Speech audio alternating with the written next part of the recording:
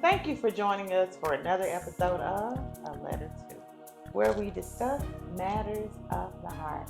And today is a very special episode. I know y'all hear me say it all the time, but it's special because we're filming from the great city of Memphis, Woohoo! Tennessee. Ha ha. So we have a Memphis great that's on our platform today. And you know how I do it. I like for my guests to introduce themselves. So, Well, first, thank you so much. I call her sis, but for uh, respect of the platform, I'm going to call her Cheryl. all good, So, all good. uh, a a quick and simple introduction. I am the youngest of three girls, no brothers. I've Wow. been in Memphis all of my life, all 48 years of my life, and just a basic um, background: wife, no children, four dogs, and most Four. four dogs. Yes, You it know I'm was scared of them. 10. That's why the interview is not at her house. Just Uh, FYI. yeah, well, so I'm not going to talk about the dog story because that's a whole Mm-mm. nother situation. Yes.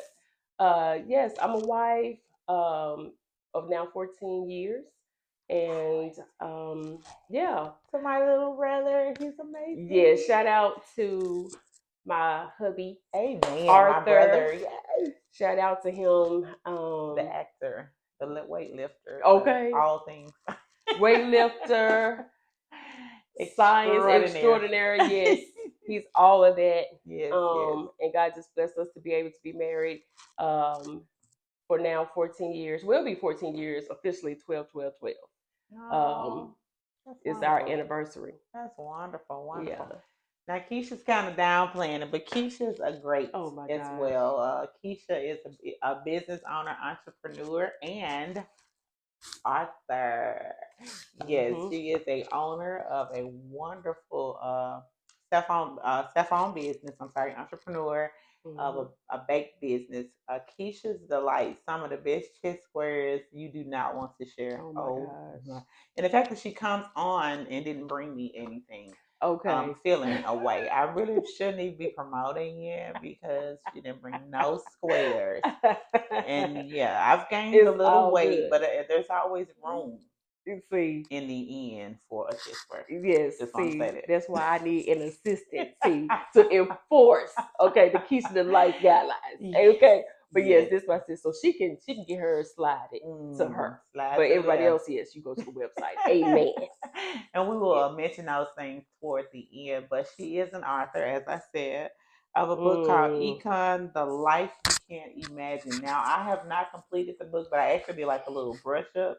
It's going to Mm-hmm. help me with my interview questions today as well. Cool. But you know, this platform, we use it to discuss matters of the heart. And Keisha has a lot of things that we could have discussed today, a lot, because a lot of them are in this book. Mm. But but today we might delve into something else. We're strictly talking about one matter of her heart. And I just want to read a little bit from your book and pose my first question. I know I sent you some questions, but Ooh. after reading or going back over the book, I kind of like flipped down some pages. And Sure. so from there, I want to uh, ask a few questions. Can you talk Gotcha. about the book a little bit? What inspired you to write the book before I even read from the book? So back when I was a newlywed, Mm-hmm. my husband and I we were introduced to new challenges uh, in our union, and Okay. those challenges were significant challenges Mm-hmm. that actually tied into revisiting some things in my past when it Mm-hmm. comes down to fear and faith, having that friction. Yeah. Yeah. And so, what we didn't know, you know how you say your wedding vows, for better Better or for for worse. worse. Ooh, yes, I remember those. We do not know why. God said, yes, Yes. here comes a little taste of the worst as you walk down the aisle. Mm. But to anyone that can attest to that, I'm sure you may be like the title of the book, Icon, the Life You Can't Imagine. Because what you imagine with your life Yeah. maybe some common ground with where everybody else may have a vision for with their lives. Right. But God just allowed me to process Mhm. pain Mhm. and allowed me to know that pain has purpose. Mm. Okay. Okay. Hmm. So this is a story about some of the challenges that you face in your life, and you Hmm. wrote this story to help not only to just to free you or to release you from some of the things you have been carrying, but also to help inspire someone else or encourage someone else. Yes. Yeah. Yeah. Yes, I thought that was going to be the gist of it. Mhm. But as I look at things now, Mhm. even I don't say this, so I do not say this, you guys, but God has um, put me in a position to be a prophet. Okay. And so prophetically, I did not know God was going to have this attached to where we are in from going from pandemic 2020 to where we are in 2025. Right. How God was speaking to his people Mhm. about healing. Mhm. And prophetically, he gave that to me, Okay. that he was allowing a door, if you will, Mhm. to be open for healing. And Wow. Which is he, what this platform yes. is. Hmm. Yes. Oh Hmm. wow. Come on now. Yeah, but you know what he told me? What did he tell you? He said it's going to be painful. He said Mm, people hear the word healing and they, gravitate to how good that may sound. yeah. But he says it's going to be some moments where if you accept this door, it's going to be moments where you're going to be extremely angry. Mm, You're going to have some moments of vulnerability that you may not be comfortable with. right. And that's the point that I feel like I'm driving more, is to be a safe space. Yeah. Yeah, so the midwives are here. The surrogates are here, holding the space for healing. Right, right. So Hmm. yeah, so the book itself is a great book. They can find your book on Amazon and Yes, your website as well, right? yes, and BarnesandNoble.com. Barnes and Noble. Okay. Mm-hmm. What I loved about the book, guys, first of all, it's a beautiful, beautifully manufactured. The color, the scheme, everything for it is like beautiful. And some Thank things you. about Keisha. Keisha's a songbird. She's a singer. She is an actress as well. She is a woman of God, knows the word of God. But I had no idea just how great she is at writing. The book is written perfectly. I mean, Thank I don't know who you. was the editor. They edited the book really well, and I'm telling you, it's a great, great, great read. But Yes. reading her book, I found out some things about her that I did not know, and she has experienced some losses, some difficulties, as she forestated. But this Hmm. will lead us to our first question. Now, I already know that I asked you, I sent you some questions, and yeah, I'll probably get to those. Sure. But this particular chapter says, "The Lord giveth, and the Lord taketh away." It's Mm. not a chapter, but it's like just a little clip, and it says, "On the day our house felt cold and unfamiliar, the arrival of the ambulance to take my father away forever marked an unreal and chilling moment." And then it says, "Life suddenly became a series of unexpected twists and turns." I'm going to Mm. skip down a little bit. It says, "This loss of my faith pillar left a deep scar on my beliefs." So let's talk a little bit about, oh, it says gone forever. Really, Daddy? Oh, I have said really, Daddy before. Okay, let's talk a little bit about that. So, Mhm. you experienced a significant loss. Talk about how old you were when it Mhm. happened. Let's talk a little bit about Sure.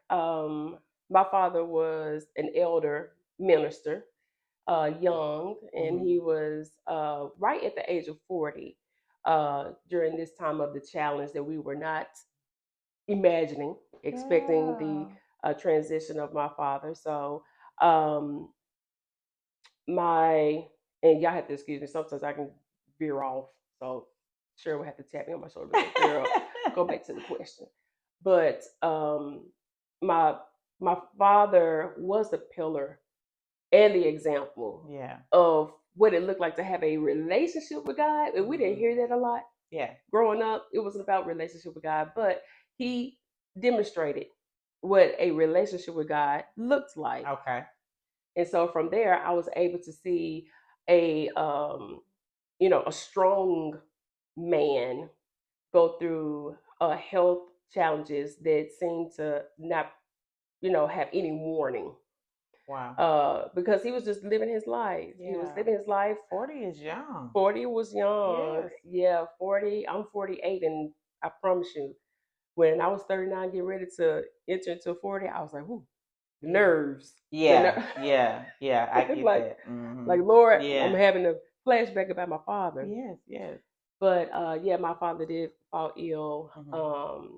which I didn't know what it was. As you read the book, I did not know what he died from, and I was 10 years old. You were I 10. was 10, Mm. and so when we had his services and everything, that was in August of 1988. Some of you all weren't born then, but She's trying to like she's so old, 1988. yeah. Whatever.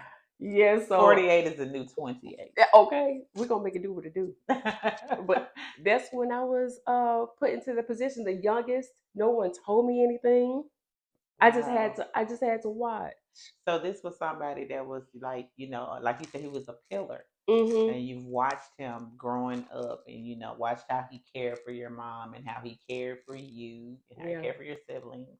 And he was an example of what a man should be, right? of course. And then Yes. at 10 years old, he's like snatched away. I read the Mhm. part, of how, it happened in the home, so Mhm. that was like a big thing. Had to be a traumatizing thing at 10 years old. Yes. He was discharged Hmm. um, from the hospital, where I'm not sure if they were just saying there's nothing else we could do. Okay. I never heard those words. Right. I was just in a space to only see what he had to say and what my father had to say to us, because he was a praying man, family man. Hmm. And his words were, "I'm not going to die." So I honed in on that. Because he was a man of He faith. was a man of He faith. always talked positive. Hmm. Yeah. And I'm sure he could not imagine.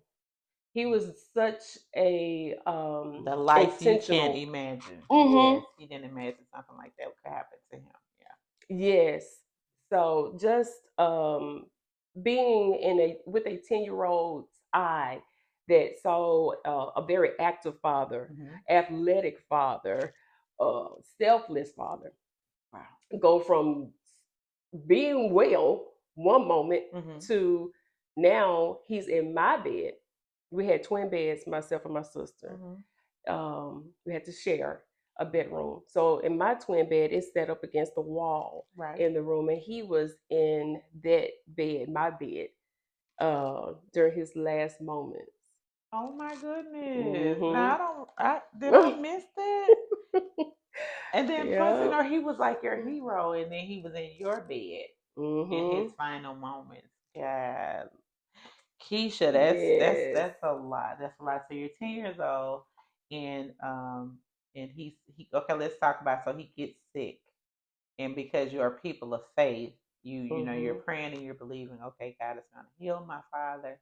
He's gonna be the new Lazarus. He's gonna, Come on.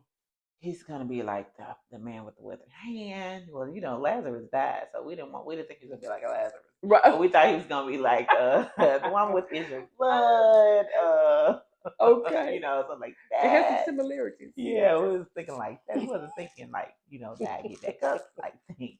So like your faith was there and everything. So I'm Hmm. sure, uh, you know, because this is what Daddy was saying, and it's what you were believing in the church. Because you said your church members were coming and people were coming to pray for him. As I Hmm. continue to read Yes. through the book, and then suddenly he's gone, and so life shifts for you. Yes. Yeah. Yes. Okay. It felt so weird at the Yeah. house Yeah. because he had a significant presence. I'm sure there's some people that have experienced when a man walk into a room. Mm. Every now and again, you can kind of feel what that man brings into a space without Come him on. saying Okay. anything. Hmm. He was that type of guy. Yeah, he didn't even have to fuss at y'all. He just looked Just let us see a shadow. straight up. And yeah, it's Yeah. Mm-hmm. So Keisha's blessed. She lived in a two-parent home. Yes. uh because I talk about that in different settings. Because some people are not were not that blessed to That's be true. in a two-parent home. That's They true. weren't raised with their father for whatever reason. Some may not have been raised with their mom, but Mm-hmm. to get that two home dynamic, it's very rare. It happens though. Some are Mm-hmm. blessed. So to go from that constant person that's in your life and then suddenly they're gone, Yes. that had to be a traumatic at 10 years old. How do you move Yes. forward from something like that at 10 years old? What at 10 Hmm. years old, what did it do for your faith? For my faith, I was lost really, Hmm. because I'm young. There, you you had to take home with you what your pastor was saying for one thing Yeah. as a church family, and then you take it home what your parents are giving you. Right, right. So that I didn't have my own Your own faith. development Yeah, of yeah. faith. You were living off their faith. I was living off of their faith, Yeah, what yeah. they said, Right, you right. know. So, like you said, I did expect my father to, make a full turnaround Right, from it. right. So, for my faith, um, it was always known. My mother can say this that this child, her youngest one, had the gift of faith, which is another conversation. Hmm. But I believe for me, for my story, outside of my sister's story, Hmm. that God wanted to a- attach what challenges look like with life to increase my Mm. faith in Hmm. knowing who God is and Yeah. not what everybody else say Right. about Knowing him God. for yourself Knowing Him for personally. myself. Yeah. Hmm. Yeah. The gift of faith. Oh, and so we moved on a little bit to another part where it says, "Make sure I ain't miss," because I folded down quite a bit. Let's see. Here we go. And so I'm gonna move forward a little bit, and it says, Sure. "The image of my father slipping away from us. Nothing could surpass that overwhelming void. Life had given me a dual blow in a span of a single year. So some other things had happened before this. So Hmm. you talked a little bit about. We should have just talked about your book because you had some great uh, things because some Yes. challenges that you faced. Hmm. You talked about how when you were your father had passed in August of '88, but then you also Hmm. found out that they were going to keep you in school another year. You were Girl, retained girl. because you lost your dad, and then now you feel like you're failing in something else, another loss. I don't get to go to middle school or high school. Ooh. So how was that transition? Oh, you talk about shock because that one was personal. That's my life you're talking Yeah, about. yeah. No one could share that type of level of what failure felt like for Oh me. my goodness. Um, so if I could just tap on this, in my family, may not be everybody else's Hmm. experience, but in my family, when we were going through my father's challenges with his health and everything, um, there were moments where I just didn't know information. Okay. So that means not knowing information tied in with now reality of what's going on with my father with his transition and us never really grieving. I didn't Mm. understand the language of suppression. Wow. So I was suppressing, Yeah. having to go right back into school in Yeah. September. Yeah. So he funeral Right, August. right, right. Get ready for school now. So you're moving on Hmm. as life would have it. Yeah, that was a quick move too, from Hmm. August straight to school, and then to get that. Yeah, yeah, Yeah, so we get school supplies. We're getting a list from the teacher, what you need, and all the yeah, stuff you have to get. But my mind was still somewhere that didn't have a language to it. yeah. I could not concentrate on what the teacher was saying. Hmm. My mind was split, you know. I So, think I had an interview with someone else hmm because of how the generation before us raised us. Mm-hmm. A lot of things were kept secret. A lot of things were not shared with us. What you said. As far as like you didn't really know what was wrong with him. You know Mm-hmm. they spoke faith, and so processing was not. You weren't able to process because you don't know what process. What is this? For sure. What? And then like church people were raised. We just got to keep going on. We got to keep serving God, but not dealing with the situation at hand. And so just, loss is real. Mm-hmm. And it has to be, it's okay to say, okay, I don't understand why I'm in this state. I don't understand, this person was here 1 minute and now they're no longer here. How am Yeah. I supposed to move on past this without this person? It's okay Mm-hmm. to acknowledge that. But I think they were raised uh because maybe it was like I don't believe in God if I mourn. Or Hmm. I don't have faith if I grieve.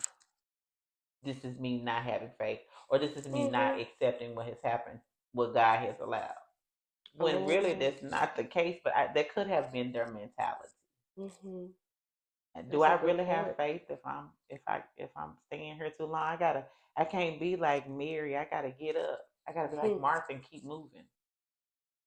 I'm sure that's what my mom felt Oh man. because when someone sets the bar, Yeah. you're trying to fill shoes. Yeah. Yeah. You're trying to maintain the structure that has been established. Right. And I'm sure my mom was like, "Dad established some things. Yes. Let's keep that Gotta keep it going." going. Yeah. Maybe I can't Yeah. speak for my mom, Yes. but that now that you say that, I'm like, yeah, that is very, very possible. Because even at, even I just think it was just like that generation. They didn't Mhm. really know how to process. Because if you look at a lot of people in that generation, they don't Mhm. like to hug. Mhm. They don't. Sure They don't. don't. They don't Sure, like to touch you.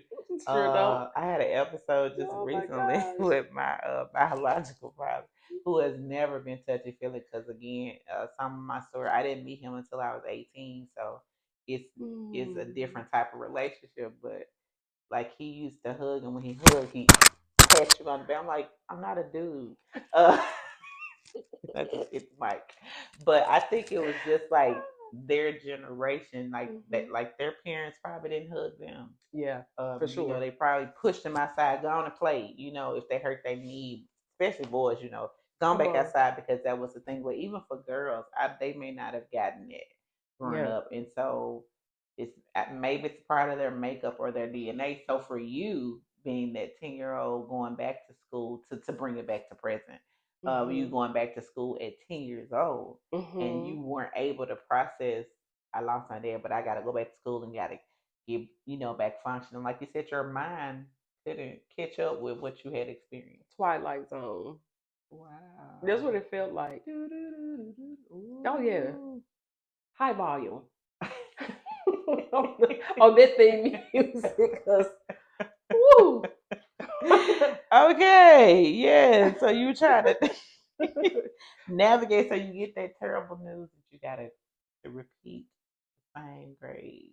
Girl, And you were the first in your family to repeat a grade. very first. Yeah.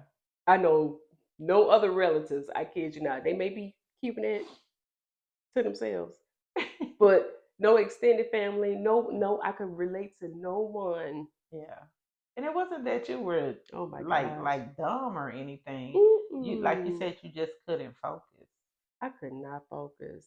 My father knew I could get in my own way before he passed. He Hmm. knew I had a strong will. Mm.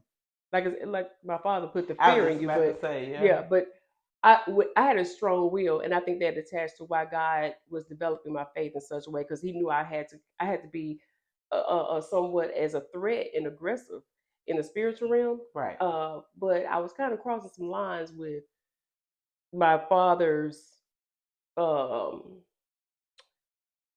his preferences, should I say. Okay. So my father knew I would veer off Hmm. from what he was trying to establish Hmm. with some things with my learning. Okay. Um, and my father, I used to be frightened of him from Mm. time to time. That's Hmm. exclusive. but I used to be frightened of him. He's exclusive. Yeah, I didn't want to fail him. I did not. My father he was such an ambitious man. Mm-hmm. Get in there. That's what he would say. He like, get in there. Well, whatever you Uh, do not patty cake. You gotta get it. You gotta get it good. Was his wow. thing. Get in there. Get in there. Mm. Don't look at I can't and all the pessimistic things. Look at I'm showing you how to do it. Mm-hmm. Follow that, and you're going to be able to see the conclusiveness benefit you. So I was in a space where I felt just on the natural end. When you read the book, you'll hear how I really faced a monstrous amount of fear. Mm-hmm. I was scared to hurt myself, y'all. Like Mm. I never wanted to scrape a knee as a child. Wow. Like no, y'all keep the injury to yourself. We gonna be injured less. was my drive. And so having him be that ruler, or because it just made me think about something that I said in for I Want My Daddy, and I make reference to that a lot because again this was birthed out of that. Hmm. But the the the logo or the mantra for that was a man should be, your father should be the ruler in which you measure the man you want to marry, Mm. because he's the example, or he should be the example that you've seen growing up. You saw how he loved your mother, or you saw Hmm. how he loved and coddled you, and he Hmm. made you feel like a princess. And so there are certain things you won't accept because you know how to be loved and you know how to be treated. So he's the Yes. ruler. And so now that the ruler is gone, Hmm.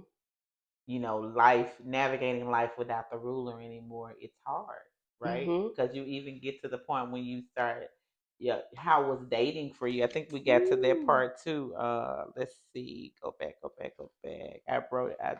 Navigating the realm of dating without my father's guidance. Someone who had always assessed potential suitors first left Mm. me making crucial dating decisions in solitude.